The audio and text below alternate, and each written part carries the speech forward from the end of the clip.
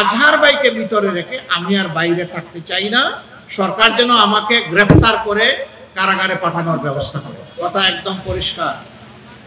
15.5 বছর এদেশের শাসন ক্ষমতায় এমন একটি অপশক্তি জেকে বসেছিল, যারা কার্যত মানুষের সকল অধিকার কেড়ে নিয়েছিল। তারা বলতো এই দেশটি তাদের, বাকি জনগণ তাদের দাস। চোখ রাঙ্গা তো তোমরা কারা? আমরা জমিদার, তোমরা আমাদের প্রজা, আমাদের ইচ্ছা মতোই তোমাদেরকে এখানে বসবাস করতে হবে। আপনারা জানেন আমাদের কলিজার টুকরা এক এক করে 11 জন শীর্ষ নেতাকে আমাদের বুক থেকে কেড়ে নেওয়া হয়েছে। একজন ছাড়া বাকি 10 জন দুনিয়া থেকে বিদায় নিয়েছেন।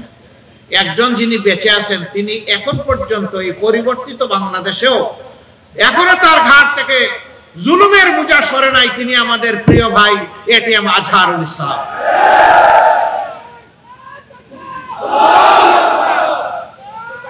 আমরা সরকারকে যথেষ্ট সময় দিয়েছিলাম।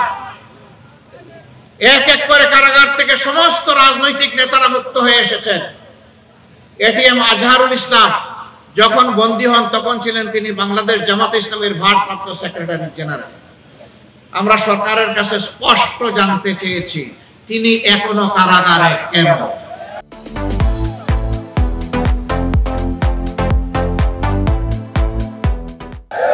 মিথ্যা মামলায় যার উপর জুলুম করলো আওয়ামী লীগ, এখনো কি সেই জুলুম চালু থাকবে? এই জন্য এই দলের একজন ছোট্ট দায়িত্বশীল হিসাবে আমি ঘোষণা করেছি যে আজহার ভাইকে ভিতরে রেখে আমি আর বাইরে থাকতে চাই না, সরকার যেন আমাকে গ্রেফতার করে কারাগারে পাঠানোর ব্যবস্থা করে। আমার সম্মানিত ভাইয়েরা, আজহার ভাইয়ের মুক্তির সাথে সাথে বাংলাদেশ পুরোপুরি মুক্তি পাবে না, তবে একজন মুসলিম মুক্তি পাবেন ইনশাআল্লাহ। বাংলাদেশকে মুক্ত করতে হলে এই দেশের যুব সমাজকে এগিয়ে আসতে হবে। আমি যুবকদেরকে অভিনন্দন জানাই, স্যালিউট জানাই। টানা 15.5 বছর আমাদের উপর জুলুম চলেছে, আর আমরাও আন্দোলন করেছি এই সরকারকে, ফ্যাসিবাদী সরকারকে ক্ষমতা থেকে সরায় বাংলাদেশকে মুক্ত করার জন্য। আমরা পারিনি, আমরা রাজনীতিবিদরা 15.5 বছরে পারিনি।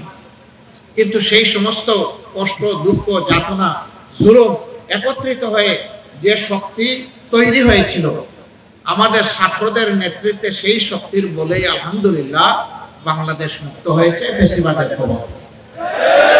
এই জন্য আমাদের সন্তানদের এই অভিনন্দন পাও না, আমি তাদেরকে আবার অভিনন্দন। আমি এই দেশের আপামর যুব সমাজকে আহ্বান জানাই, সমাজ গড়ার জন্য দায়িত্ব নিতে তোমাদেরকে এগিয়ে আসতে হবে।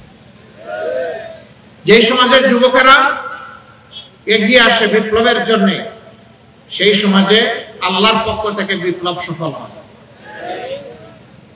আমি শুধু যুবকদের কাছে দুটা জিনিস চাই, একটি হচ্ছে গভীর দেশপ্রেম, আর একটি হচ্ছে আল্লাহ তাআলার ভয়। এই দুইটা নিয়ে যদি আমাদের যুবকেরা এগিয়ে আসে, তারা হবে ইনশাআল্লাহ সকল ধরনের ষড়যন্ত্রের বিরুদ্ধে হিমালয় পর্বত।